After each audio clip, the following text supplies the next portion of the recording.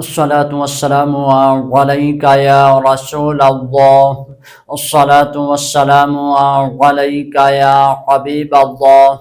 ما كان محمد أبا أحد من رجالكم ولكن رسول الله وخاتم النبيين. ایک شخص نے امام اعظم ابو حنیفہ رحمۃ اللہ علیہ آپ کے زمانے میں نبوت کا دعویٰ کر دیا اور کہنے لگا مجھے موقع دو میں نبوت کی علامات پیش کروں۔ اس پر امام اعظم ابو حنیفہ رحمۃ اللہ علیہ آپ نے ایک فتویٰ دیا۔ آپ نے فرمایا جو شخص اس سے نبوت کی دلیل طلب کرے گا وہ بھی کافر ہو جائے گا، کیونکہ امام الانبیاء خاتم المرسلین صلی اللہ علیہ وآلہ وسلم نے ارشاد فرمایا کہ میں اللہ کا آخری نبی خاتم النبیین ہوں، میرے بعد کوئی نبی نہیں آئے گا۔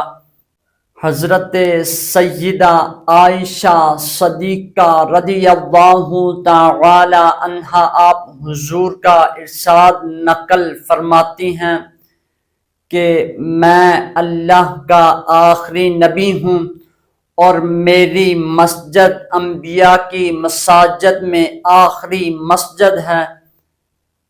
آئیے حضور خاتم المرسلین اللہ کے پیارے امت کے سہارے صلی اللہ علیہ وآلہ وسلم کے نقش قدم پر چلیں۔ آئیے حضور کی ختم نبوت کے پیغام کو عام کریں۔ ہماری جانیں، ہمارا مال حضور خاتم المرسلین صلی اللہ علیہ وآلہ وسلم کی ذات پر قربان ہے۔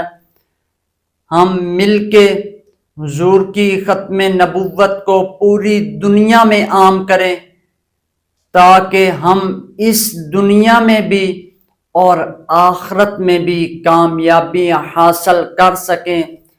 در حقیقت کامیاب شخص وہی ہے جو حضور خاتم المرسلین صلی اللہ علیہ وآلہ وسلم کے نقش قدم پر چلتا ہے۔ آئیے ہم آج ایک پیغام لے کے چلیں، ایک عہد کریں، پیغام خاتم المرسلین جاری رہے گا، جاری رہے گا، جاری رہے گا انشاء اللہ عز و جل، وما علینا الا البلاغ المبین۔